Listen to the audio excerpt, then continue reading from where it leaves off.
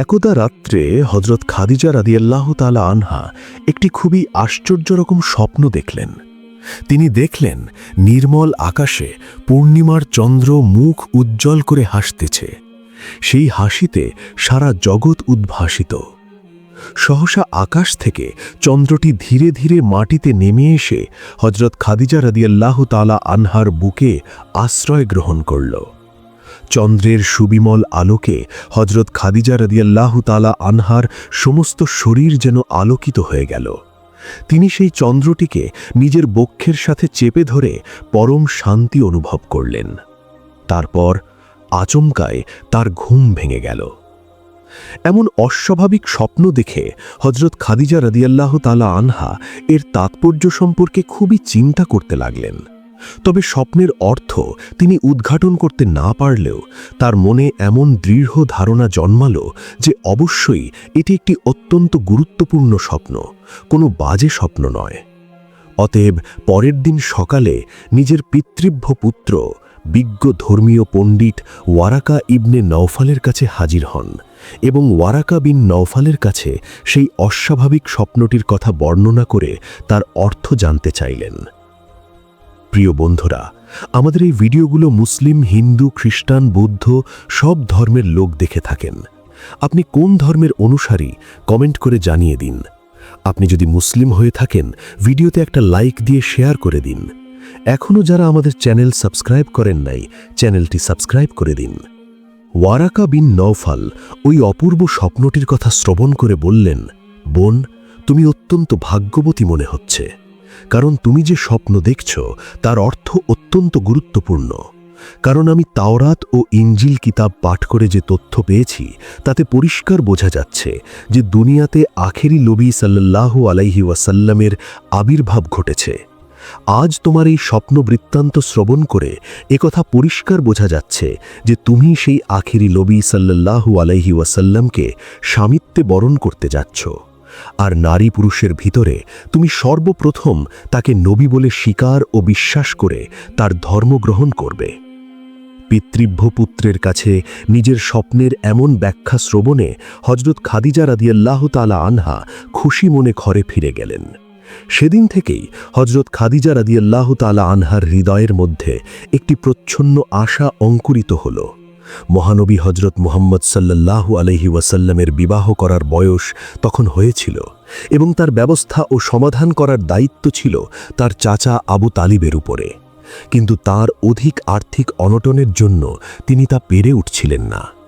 মহানবী মুহাম্মদ সাল্লাল্লাহু আলাইহি ওয়াসাল্লাম নিজেও যে চাকরিটি করছিলেন তার উপার্জনও ছিল অত্যন্ত নগণ্য, তাই তার নিজের পক্ষেও খরচপত্রের যোগান দিয়ে বিবাহ করা সম্ভব ছিল না।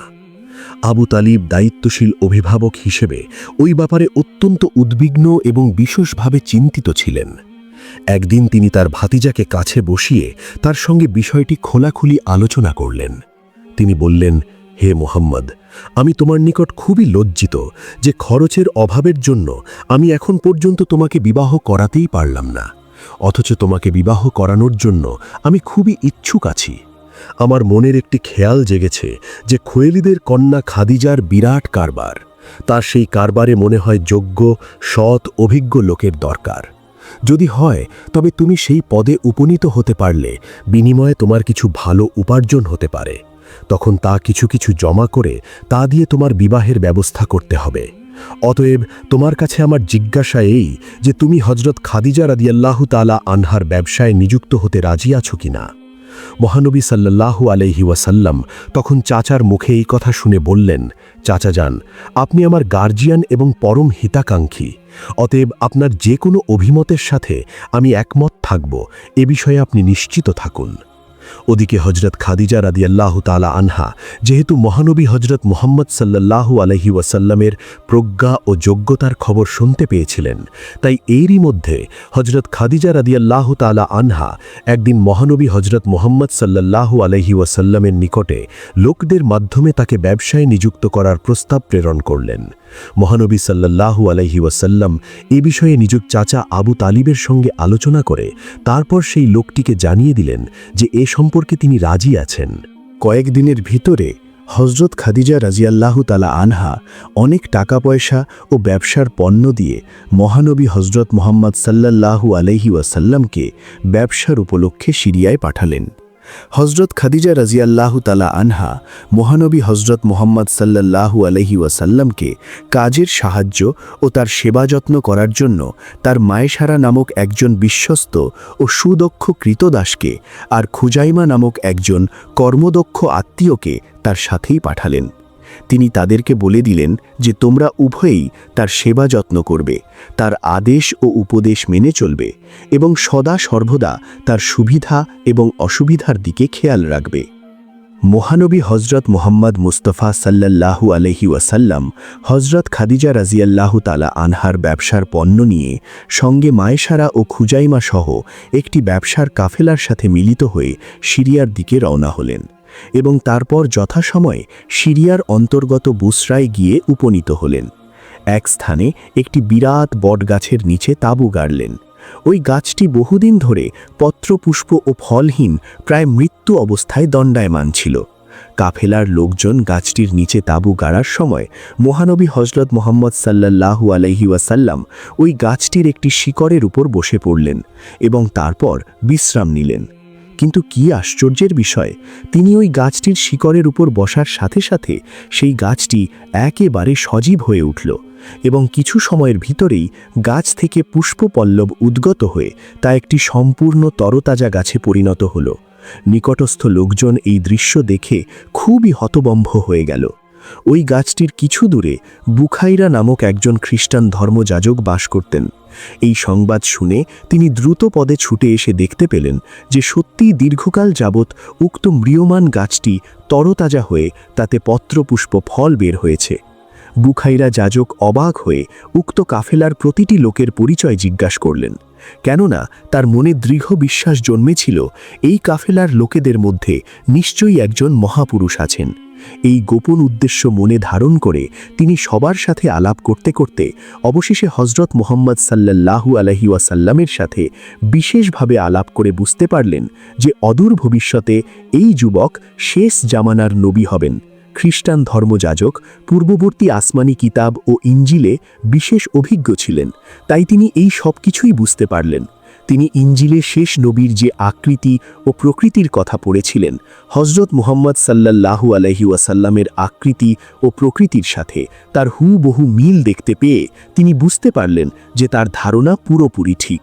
বুখাইরা অনেক সময় ধরে হজরত মুহাম্মদ সাল্লাল্লাহু আলাইহি ওয়াসাল্লামের সাথে আলাপ করে তার গভীর জ্ঞানের পরিচয় পেয়ে খুবই সন্তুষ্ট হলেন। তারপর তিনি মহানবী হজরত মুহাম্মদ সাল্লাল্লাহু আলাইহি ওয়াসাল্লামের সাথী মায়েশারাকে গোপনে ডেকে বললেন, তোমাদের সাথে হজরত মুহাম্মদ সাল্লাল্লাহু আলাইহি ওয়াসাল্লাম একজন সত্যিকারের মহাপুরুষ। ভবিষ্যতে এই ব্যক্তি হবেন আখেরি শেষ নবী, অর্থাৎ বিশ্বনবী। এদেশের খ্রিস্টান এবং ইহুদিগণ এর পরিচয় পেলে এর প্রাণনাশের চেষ্টা করবে, যেহেতু তারা জানে যে আখেরি নবী সাল্লাল্লাহু আলাইহি ওয়াসাল্লামের আবির্ভাব হলে তাদের প্রত্যেক ধর্ম বাতিল হয়ে তার ওই ধর্ম দুনিয়ার সবখানে ছড়িয়ে পড়বে এবং তার ওই ধর্ম প্রচলিত হবে। তাই তোমরা দেরি না করে অতি সত্বর প্রত্যাগমন করে তোমরা দেশে চলে যাও। ধর্মযাজক বুখাইরার উপদেশক্রমে মহানবী হজরত মুহাম্মদ সাল্লাল্লাহু আলাইহি ওয়াসাল্লাম উল্লিখিত বসরা নগরে দ্বিগুণ লাভে তার সমস্ত মালপত্র বিক্রি করে দেশে রওনা হলেন। ফেরার পথে মায়েশারা ও খুজাইমা লক্ষ্য করল যে মহানবী হজরত মুহাম্মদ সাল্লাল্লাহু আলাইহি ওয়াসাল্লাম যে ওটের উপরে আরোহণ করে রাস্তা চলছেন, ঠিক তার উপরে একখণ্ড মেঘ ছায়া দিয়ে তার সাথে সাথে অগ্রসর হচ্ছে।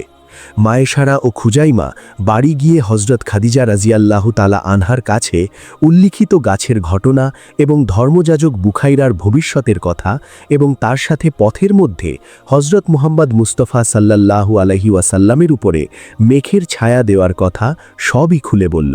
হজরত খাদিজা রাজিয়াল্লাহু তাআলা আনহা এসব আশ্চর্য ঘটনার কথা শ্রবণ করে বুঝতে পারলেন যে এই যুবক সত্যিই শেষ নবী হবেন। যথাসময় মহানবী হজরত মুহাম্মদ সাল্লাল্লাহু আলাইহি ওয়াসাল্লাম হজরত খাদিজা রাজিয়াল্লাহু তাআলা আনহার নিকটে ব্যবসার হিসেব নিকাশ বুঝিয়ে দিলেন। খাদিজা রাজিয়াল্লাহু তাআলা আনহা দেখলেন যে দেওয়া মূলধনের প্রায় দ্বিগুণ মুনাফা হয়েছে। হযরত খাদিজা রাদিয়াল্লাহু তাআলা আনহা ব্যবসা আরম্ভ করার পর থেকে কখনোই তার এত অধিক লাভ হয়নি। এতে খাদিজা রাদিয়াল্লাহু তাআলা আনহা মহানবী হযরত মুহাম্মদ সাল্লাল্লাহু আলাইহি ওয়াসাল্লামের উপরে এত বেশি সন্তুষ্ট হলেন যে তাকে তিনি তার ন্যায্য পাওনা ব্যতীত আরও অনেক টাকা পয়সা পুরস্কার স্বরূপ দিয়ে দিলেন।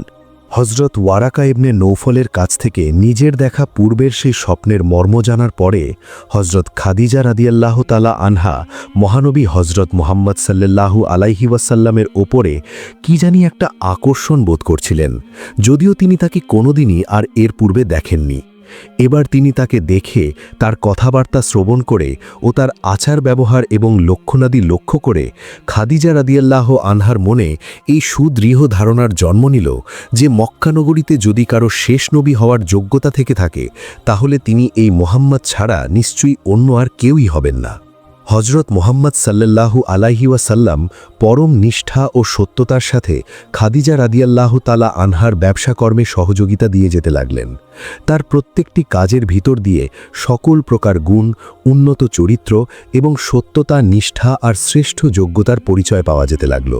হযরত খাদিজা রাদিয়াল্লাহু তাআলা আনহা তার এসব গুণাবলী দেখতে পেয়ে মনে মনে তার উপর অধিকতর আকৃষ্ট হয়ে পড়লেন।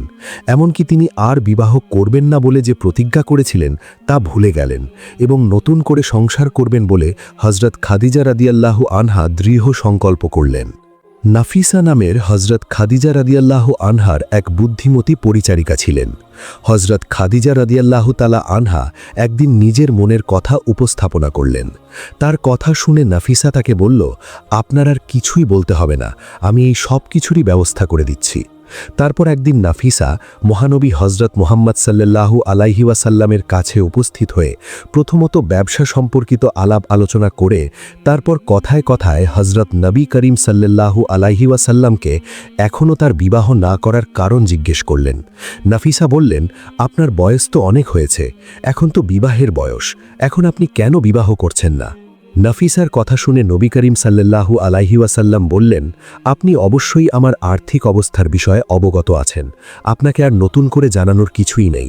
এই উত্তর শুনে নাফিসা বলল, মনে করুন যদি কোনো সুন্দরী, বুদ্ধিমতী, বিদুষী এবং বিরাট দানশীলা এমন কোনো মহিলা আপনাকে বিবাহ করতে রাজি হয় আর বিবাহ বাবদ আপনার সকল খরচ বহন করতে থাকে, তাহলে কি আপনি এই ধরনের বিবাহ করতে রাজি আছেন? হযরত মুহাম্মদ সাল্লাল্লাহু আলাইহি ওয়াসাল্লাম জিজ্ঞেস করলেন, কে এমন মহিলা যে আমার জন্য এত কিছু করতে প্রস্তুত হবে? রাসূলে আকরাম সাল্লাল্লাহু আলাইহি ওয়াসাল্লামের এই কথা শুনে তখন নাফিসা বললেন, সেটা তারপরের কথা, তা আপনার নয়, আপনি কেবল আপনার মতামতের কথা আমাকে বলুন। তখন হযরত নবী করিম সাল্লাল্লাহু আলাইহি ওয়াসাল্লাম বললেন, এমন মহিলার পরিচয়টা জানতে পারি কি? নাফিসা বলল, মনে করুন যদি সেই মহিলা খুয়াইলিদ তনয়া হযরত খাদিজা রাদিয়াল্লাহু তাআলা আনহা নিজে হন, তাহলে কি আপনি রাজি আছেন? মহানবী হযরত মুহাম্মদ সাল্লাল্লাহু আলাইহি ওয়াসাল্লাম বললেন, এটা তো আমার জন্য পরম সৌভাগ্যের কথা, তবে এই ব্যাপারে আমার চূড়ান্ত মতামত নির্ভর করে আমার চাচা আবু তালিবের ওপর। যেহেতু তিনি আমার মুরব্বি, তাই এই বিষয়ে তার সাথে একটু পরামর্শ এবং আলাপ আলোচনা করে নিতে হবে। নাফিসা বলল, হ্যাঁ তা তো অবশ্যই, তা তো করাই উচিত, তবে তা আপনার নিজের ব্যাপার বলে আপনার চাচার সাথে এই বিষয়ে আলোচনা করতে আপনার কিছুটা সংকোচ হতে পারে। আপনাকে সেই ব্যাপারে অসুবিধায় না ফেলে সেই ভার আমি নিলাম, আমি আপনার চাচার সাথে এই সম্পর্কে কথা বলি। তখন হযরত নবী করিম সাল্লাল্লাহু আলাইহি ওয়াসাল্লাম বললেন, তাহলে তো ভালোই হয়। তারপর নাফিসা হযরত খাদিজা রাদিয়াল্লাহু তাআলা আনহার কাছে গিয়ে নিজ সাফল্যের খবর জানিয়ে সমস্ত কথা আদ্যপান্ত তার নিকট বর্ণনা করলেন। তিনি শুনে অত্যন্ত খুশি হলেন। তারপর নাফিসা হযরত খাদিজা রাদিয়াল্লাহু তাআলা আনহার অনুমতিক্রমে আবু তালিবের কাছে উপস্থিত হয়ে বলল, হযরত মুহাম্মদ সাল্লাল্লাহু আলাইহি ওয়াসাল্লামের সাথে হযরত খাদিজা রাদিয়াল্লাহু তাআলা আনহার বিবাহ হতে পারে কি? এ সম্পর্কে আপনার মতামত প্রকাশ করুন। আবু তালিব তার গরিব ভাতিজার বিবাহের ব্যাপারে নিজেই উদ্গ্রীব এবং চেষ্টায় ছিলেন, কিন্তু খাদিজার মতো এত বড় ধনী ব্যক্তি এবং বিদুষী মহিলা যে তার অভাবগ্রস্ত ভাতিজার সাথে বিবাহে রাজি হবেন সেটা তিনি ভাবতেও পারেননি।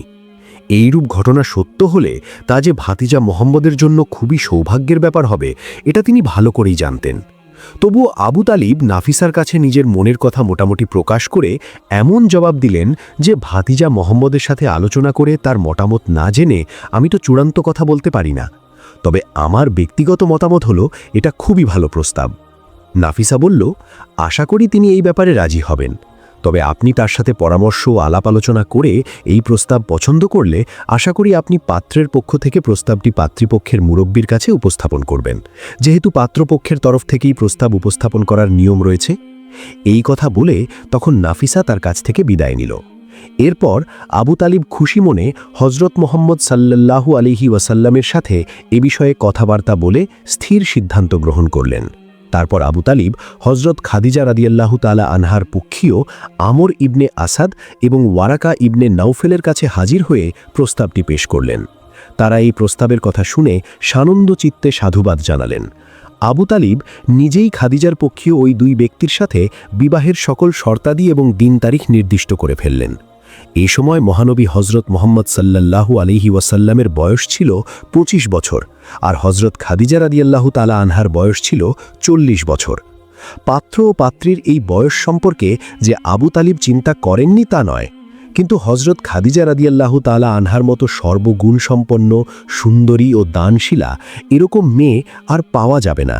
তাই বিবাহের বেলায় এরকম সামান্য একটি কারণ মোটেই ধর্তব্য নয়, মহাবিজ্ঞ আবু তালিব তা ভালো করেই জানতেন। বিবাহের তারিখ ঠিক হয়েছিল ১০ই রবিউল আউয়াল। নির্ধারিত সময় মহানবী হজরত মুহাম্মদ সাল্লাল্লাহু আলাইহি ওয়াসাল্লামের পক্ষ থেকে আবু তালিব, হজরত আমির হামজা এবং হজরত আব্বাস রাদিয়াল্লাহু তাআলা আনহু ও আরও কতিপয় গণ্যমান্য ব্যক্তি ও আত্মীয় স্বজন, আর হজরত খাদিজা রাদিয়াল্লাহু তাআলা আনহার পক্ষে তার চাচা আমর ইবনে আসাদ এবং ওয়ারাকা ইবনে নওফেল এবং আরও কিছু সংখ্যক গণ্যমান্য লোক ও আত্মীয় স্বজন হজরত খাদিজা রাদিয়াল্লাহু তাআলা আনহার বাড়িতে হাজির হলেন এবং তার বাড়িতেই বিবাহ সম্পন্ন করে দিলেন। বিবাহ অনুষ্ঠানে মহানবী হজরত মুহাম্মদ সাল্লাল্লাহু আলাইহি ওয়াসাল্লামের চাচা এবং অভিভাবক আবু তালিব উঠে দাঁড়িয়ে একটি সংক্ষিপ্ত ভাষণ দিলেন। তিনি উপস্থিত ব্যক্তিদেরকে লক্ষ্য করে বললেন, সকল প্রশংসা সেই মহান আল্লাহ পাক রাব্বুল আলামিনের, যিনি আমাদের মহামান্য নবী হজরত ইব্রাহিম আলাইহিসসালামের বংশে জন্মগ্রহণ করার সৌভাগ্য দান করেছেন, আর কাবা ঘর রক্ষণাবেক্ষণের সৌভাগ্য দান করেছেন এবং সম্মানিত করেছেন।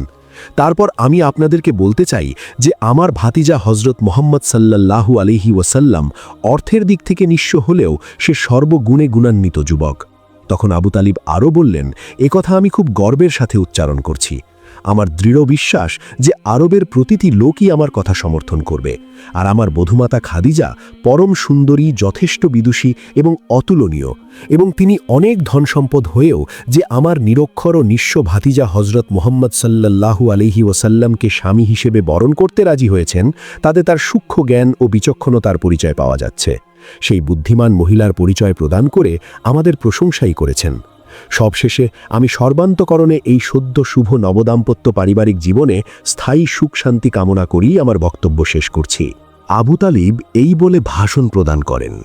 তারপর হজরত খাদিজা রাদিয়াল্লাহু তাআলা আনহার পক্ষ থেকে পিতৃপুত্র ওয়ারাকা ইবনে নওফেল দাঁড়িয়ে উপস্থিত জনতাকে লক্ষ্য করে তিনিও একটি ভাষণ প্রদান করলেন। তিনি বললেন, প্রশংসা সেই আল্লাহর, যিনি আমাদেরকে সমগ্র আরবের মধ্যে শ্রেষ্ঠ সন্তানদের অধিকারী করেছেন। বংশগৌরবে হজরত মুহাম্মদ সাল্লাল্লাহু আলাইহি ওয়াসাল্লাম ও খাদিজা রাদিয়াল্লাহু তাআলা আনহা কেউ কারো চেয়ে কম নয়। তাদের উভয়ের পূর্বপুরুষ কয়েক ধাপ এগিয়ে একই ব্যক্তি ছিলেন। আজ আবার দুটি বংশের মধ্যে নতুন সম্পর্ক গড়ে উঠল। আমারও দৃঢ় বিশ্বাস এই যে এই বিবাহে সম্মতি দান করে আমরা কেউই ভুল করিনি, বরং উভয় পক্ষই সাফল্য অর্জন করেছি এবং লাভবান হয়েছি। আমাদের বংশগৌরবের চেয়ে হাশিমিদের বংশমর্যাদা অনেক ঊর্ধ্বে, তা স্বীকার করতে আমাদের কোনো দ্বিধাদ্বন্দ্ব নেই। সেই হিসেবে খাদিজা রাদিয়াল্লাহু তাআলা আনহা মহানবী হজরত মুহাম্মদ সাল্লাল্লাহু আলাইহি ওয়াসাল্লামকে স্বামিত্বে বরণ করে যে আমাদের সম্মান বৃদ্ধি করেছেন তা নয়, বরং তিনি অত্যন্ত বুদ্ধিমত্তার পরিচয় দিয়েছেন। কেননা হজরত মুহাম্মদ মুস্তাফা সাল্লাল্লাহু আলাইহি ওয়াসাল্লামের মতো জ্ঞানী, সৎ চরিত্র এবং সত্যবাদী যুবক সারা আরবে যে আর দ্বিতীয় কেউ নেই, তা আরবের প্রতিটি লোকই এক বাক্যে স্বীকার করবে। তিনি আরও বললেন, উপস্থিত পুরুষ ভদ্র মহোদয়গণ, আমি আপনাদের সবার সম্মুখে মহানবী হজরত মুহাম্মদ সাল্লাল্লাহু আলাইহি ওয়াসাল্লাম ইবনে আবদুল্লাহর হাতে খাদিজা বিনতে খুয়াইলিদকে শুভ পরিণয় সূত্রে আবদ্ধ করে দিলাম। আমি মহান আল্লাহ পাকের দরবারে দোয়া জানাচ্ছি যে আমাদের এই পাত্রপাত্রী নির্বাচন সার্থক হোক, আর এই নবদাম্পত্যের জীবন সার্থক ও শান্তি সুখে ধন্য হয়ে উঠুক। মহানবী হজরত মুহাম্মদ সাল্লাল্লাহু আলাইহি ওয়াসাল্লামের সাথে হজরত খাদিজা রাদিয়াল্লাহু তাআলা আনহার এই বিবাহের ফলাফল সত্যি সত্যি মধুর এবং শান্তিময় হয়েছিল। দাম্পত্য জীবনে তাদের মতো সুখী দম্পতি পৃথিবীতে আর অন্য কেউই হয়নি। বিবাহের পর হজরত খাদিজাতুল কুবরা রাদিয়াল্লাহু তাআলা আনহা তার প্রচুর ধন সম্পত্তির সমস্তই স্বামী হজরত মুহাম্মদ সাল্লাল্লাহু আলাইহি ওয়াসাল্লামের হাতে তুলে দিলেন এবং খাদিজা রাদিয়াল্লাহু তাআলা আনহা আরও বললেন, আমার এই ধন সম্পদের একমাত্র মালিক হচ্ছেন আপনি। আপনি এই ধন সম্পদ এখন যেমন করে ইচ্ছা ব্যবহার ও খরচ করতে পারেন। মহানবী হজরত মুহাম্মদ সাল্লাল্লাহু আলাইহি ওয়াসাল্লাম কোনোদিনই এই ধন সম্পদের প্রতি আকৃষ্ট ছিলেন না। তিনি যে উদ্দেশ্য সাধন করতে দুনিয়ায় এসেছিলেন, ধন সম্পদ তার অন্তরায়। সুতরাং তিনি স্ত্রী হজরত খাদিজাতুল কুবরা রাদিয়াল্লাহু তাআলা আনহার ধন সম্পদ 2 হাতে গরিব দুঃখীদের মাঝে বিতরণ করে দিলেন। হজরত খাদিজাতুল কুবরা রাদিয়াল্লাহু তাআলা আনহা এতে কোনো রকম অসন্তোষ প্রকাশ করেননি, বরং তিনি খুবই খুশি হলেন। মহানবী হজরত মুহাম্মদ সাল্লাল্লাহু আলাইহি ওয়াসাল্লাম এবং তার স্ত্রী হজরত খাদিজাতুল কুবরা রাদিয়াল্লাহু তাআলা আনহার পারিবারিক জীবনে কোনোদিন সামান্যমাত্র মনোমালিন্য কিংবা কলহের সৃষ্টি হয়নি। চিরসুখ ও অনাবিল শান্তির মধ্যে অতিবাহিত হয়েছিল তাদের পারিবারিক জীবন। প্রিয় দর্শক, এটাই ছিল মহানবী হজরত মুহাম্মদ সাল্লাল্লাহু আলাইহি ওয়াসাল্লামের সাথে হজরত খাদিজা রাদিয়াল্লাহু তাআলা আনহার বিবাহের ঘটনা। এই ঘটনাটি যদি আপনাদের কাছে ভালো লেগে থাকে তাহলে অবশ্যই ভিডিওটিতে একটি লাইক দিয়ে আমাদের এই চ্যানেলটি সাবস্ক্রাইব করে দেবেন। আপনাদের মূল্যবান মতামত জানানোর জন্য অবশ্যই আমাদেরকে কমেন্ট করে জানিয়ে দেবেন। দেখা হচ্ছে পরবর্তী ভিডিওতে। সে পর্যন্ত আল্লাহ পাক রব্বুল আলামিন আপনাদের সকলকে ভালো রাখুন, সুস্থ থাকুন। আল্লাহ হাফেজ।